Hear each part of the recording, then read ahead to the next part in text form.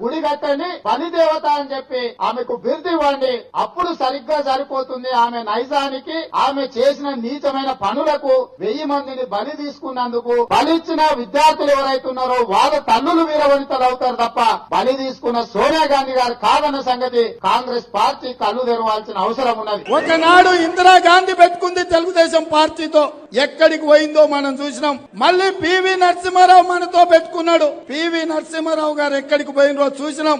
అంతెందుకు 48 గంటల్లో ఈ పార్టీని ఫినిష్ చేస్తా అన్న నాయకుడు పావురాల గుట్టలో పావురమై ఎగిరిపోయిండు. ఎప్పుడెప్పుడైతే కాంగ్రెస్ పార్టీ అధికారంలో ఉంటుందో అది రాష్ట్రాలలో గాని కేంద్రాలలో గాని, ఇంతకుముందు 100 కోట్ల కుంభకోణాలు ఉండేది, ఇప్పుడు 1000 దాటిపోయి లక్షల కోట్ల కుంభకోణానికి వచ్చింది. కాంగ్రెస్ పార్టీ సాధించిన ఘనత దేశ స్థాయిలో. రాష్ట్రాల్లో రాజస్థాన్ తీసుకోండి, ఎన్ని కుంభకోణాలు జరిగినో, ఎక్కడ అధికారం ఉంటే ఆంధ్రప్రదేశ్ తీసుకోండి, లేకపోతే ఎక్కడైనా కాంగ్రెస్ పార్టీ అధికారంలోకి వచ్చిందంటే మీరు మహారాష్ట్ర తీసుకోండి, ఆదర్శ కుంభకోణం కానీ, ఇక్కడ రాజశేఖర రెడ్డి గారిని తీసుకోండి, రాష్ట్రాల్లో అక్కడున్న పరిస్థితులను తీసుకోండి, ఢిల్లీలో శీలా దీక్షితుని తీసుకోండి, యాజ్ గా Sonia Gandhi, Robert Vadra 2G scam, లేకపోతే కామన్వెల్త్ కుంభకోణం గానీ, లేకపోతే ఆదర్శ స్కామ్ గానీ, లేకపోతే బొగ్గు కుంభకోణం గానీ, అంటే ఏ కుంభకోణం తీసినా తరచి చూస్తే అందులో కాంగ్రెస్ పార్టీ నిష్ణాత, అంటే 130 సంవత్సరాల అనుభవాన్ని మొత్తం రంగరించి అవినీతి ఏ రకంగా ప్రజల సొమ్మును, ప్రభుత్వ సొమ్మును ఏ రకంగా వేల లక్షల కోట్ల కొలగొట్టవచ్చు కాంగ్రెస్ పార్టీ నుంచి నేర్చుకోవాల్సింది ఇంకెవరైనా.